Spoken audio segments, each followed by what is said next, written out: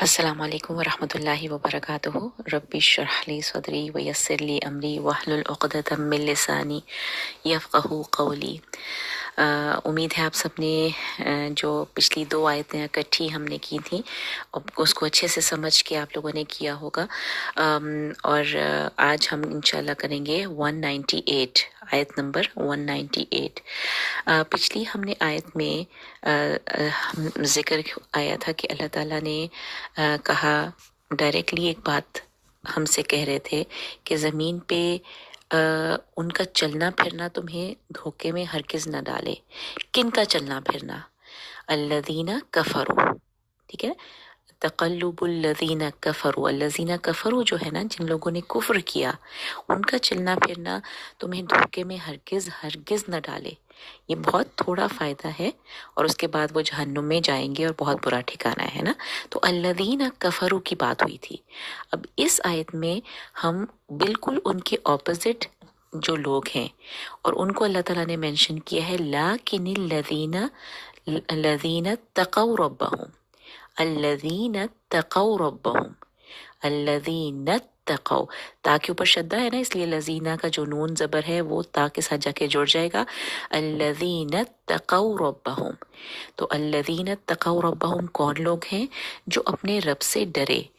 लेकिन वो जो अपने रब से डरे, अब क्या मतलब? ये तक़वा, तक़वा का ही वर्ड है ना। जब अरबी में हम कहते हैं अत्तक़ू, तक़वा, तो उसको हम जब उसका तर्जुमा करते हैं तो ये एक ज़ुबान की लिमिटेशन है कि हमारे उर्दू में अब तक़वा को हम किस तरह से और लिखें। असल में डरना तो और मानों में भी आ जाता है ना। किसी को देख के हम खौफज़दा हो जाते हैं, उससे उसको भी हम डरना कहते हैं। लेकिन तक़वा ये होता है कि आप किसी की अज़मत की वजह से, किसी की मोहब्बत की वजह से अगर आप उसकी नाराज़गी से डरें और हर वक्त आपको ये ख्याल रहे कि मैं कुछ ऐसा ना कर दूं जिसकी वजह से वो नाराज़ हो जाए, वो चीज़ कहती है तक़वा।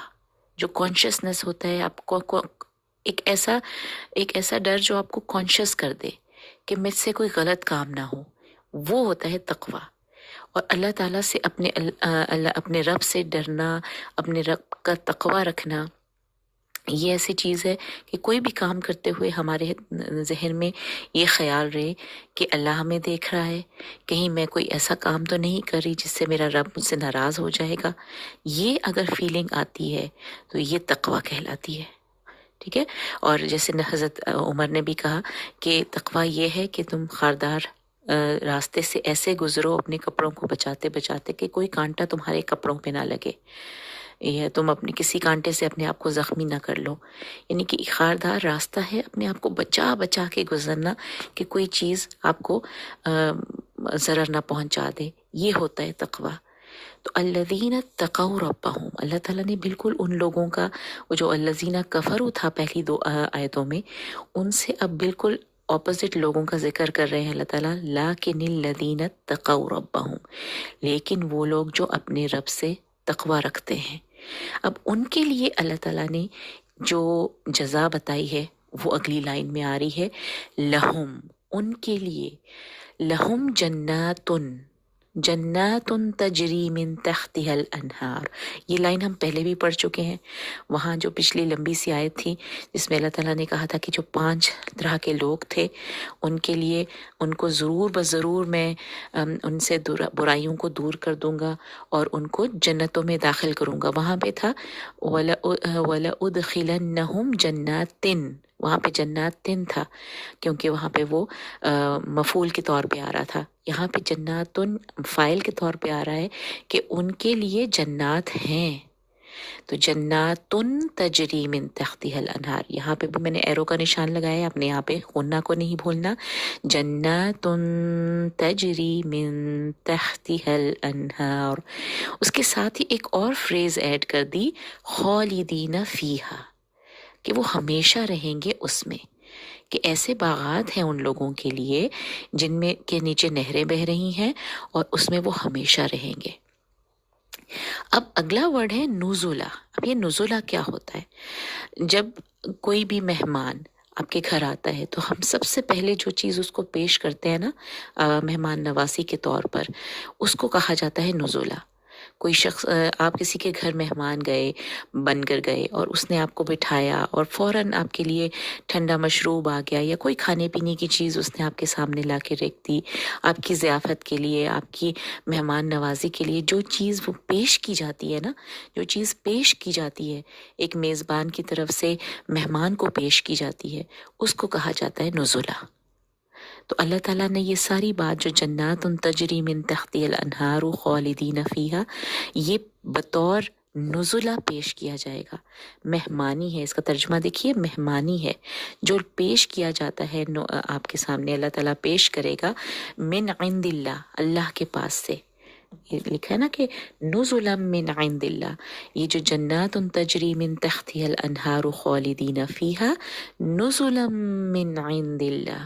اب نزلم دیکھیے، نزلم میں ادغام ہو رہا ہے، کمپلیٹ ادغام ہو رہا ہے، نزلم من، اب میم کے اوپر جو شدہ ہے ہم صرف اس کا غنہ کریں گے، اور دوسرا جو تنوین کا جو لام دو زبر کی جو تنوین تھی اس کا نون کمپلیٹلی مرج ہو چکا ہے میم میں، اس لیے ہم صرف میم کے اوپر شدہ پڑھیں گے، نزلم من عند اللہ۔ اب یہ دوسری جو ایرو ہے وہ نون اور دال کے بیچ میں اخفا کا غنہ ہے، اس کو ٹائم دینا ہے، عند اللہ، من عند اللہ۔ اب دیکھیے وما، پھر ما آیا ہے یہاں پہ، ما پھر دوبارہ سے جو کے معنوں میں آ رہا ہے، جیسے ہم نے پڑھا تھا ما وعدتنا علی رسولک، کہ جو وعدے ہم سے تو نے کیے ہیں اپنے رسولوں کے ذریعے، تو وہاں پہ بھی ماں کے معنی تو جو تھے وہ جو کے معنوں میں تھے، کہ جو وعدے کیے ہیں۔ تو یہاں پہ جو ماں کا مطلب ہے نا، وما عند اللہ، اور جو اللہ کے پاس ہے، جو کچھ بھی اللہ کے پاس ہے وہ کیا ہے، خیرن، وہ بہتر ہے، خیرن، وہ بہت بہتر ہے، للابرار، نیکوکاروں کے لیے، نیک کام کرنے والوں کے لیے۔ الابرار بھی ہم پہلے پڑھ چکے ہیں انہی آیتوں میں، ہم نے کہا تھا ما وعد وتوفنا مع الابرار، اور ہم نے جب دعا کی تھی وہ جو اولو الالباب کی دعائیں ہم نے شروع میں کی تھی، ان میں سے ایک یہ بھی دعا اولو الالباب کرتے ہیں کہ ہمیں مارنا تو نیک لوگوں کے ساتھ مارنا، توفنا ہمیں فوت کرنا، توفنا مع الابرار، نیک لوگوں کے ساتھ۔ تو یہاں پہ بھی ابرار کا ذکر آیا ہے کہ جو کچھ اللہ کے پاس ہے وہ بہت بہتر ہے، للابرار، یعنی ابرار نیک لوگوں کے لیے، جو وہ کے لیے بہت بہتر چیز ہوگی اللہ تعالیٰ کے پاس۔ اس کو انہوں نے شاید یہاں پہ ذکر نہیں کیا، لیکن کہہ دیا اللہ تعالیٰ نے، خیرن کہہ کے کہہ دیا کہ وہ بہت بہتر ہے۔ خیرن جو ہے وہ نکرہ فارم میں ہے نا، تنوین آ رہی ہے، تو جب بھی کوئی چیز کو نکرہ میں لکھا جاتا ہے، اس کا مطلب ہے کہ اس میں ہر طرح کی پاسبلٹی آ جاتی ہے، ہر طرح کا خیر آ جاتا ہے۔ وما عند اللہ خیر للابرار، خیر للابرار۔ اب میں کیسے پڑھی ہوں، را کے بعد، را نہیں، تنوین کے بعد لام آ رہا ہے، تو یہاں پہ بھی کمپلیٹ مرجنگ ہے، لیکن یہ ایک ایسی مرجنگ ہے جس میں غنہ باقی نہیں رہتا، بغیر غنہ کے ادغام ہو رہا ہے۔ خیر للابرار، یہاں پہ میں بالکل کوئی غنہ نہیں کروں گی، خیر للابرار، خیر للابرار۔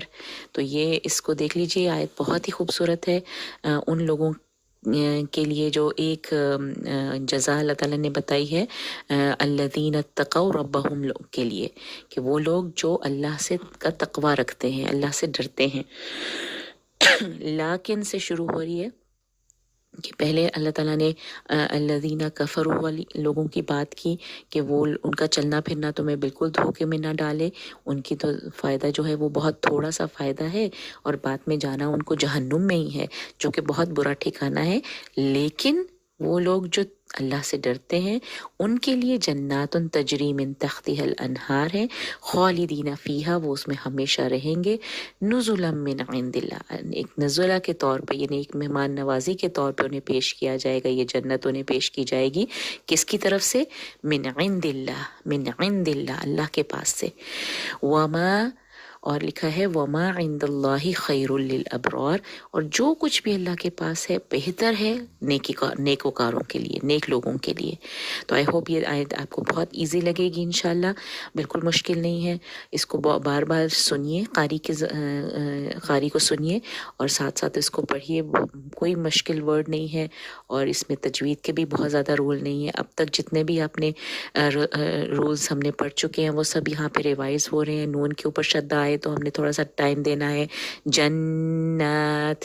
اسی طرح میم کے اوپر شدہ آئے جیسے نزولا من عند اللہ، وہاں پہ بھی غنہ کرنا ہے، اور جہاں پہ بھی اخفا کا غنہ ہے عند اللہ، عند اللہ، ایک جگہ عند اللہ من کی وجہ سے دال کے نیچے زیر آ رہی ہے من عند اللہ، اور دوسری جگہ پہ چونکہ کوئی حرف جر نہیں ہے، من نہیں ہے، تو وہاں پہ وما عند آیا ہے، وما عند اللہ خیر للابرار۔ تو یہ دو جگہیں نوٹ کر لیں، 2 دفعہ عند اللہ آ رہا ہے لیکن ایک دفعہ عند اللہ ہے کیونکہ من آ رہا ہے، اور ایک جگہ پہ ہے وما عند اللہ خیر للابرار۔ تو آئی ہوپ کہ آپ اس کو بہت دھیان سے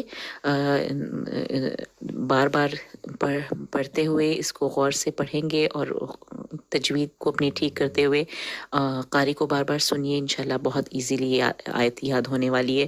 جزاک اللہ خیر۔ السلام علیکم ورحمۃ اللہ وبرکاتہ۔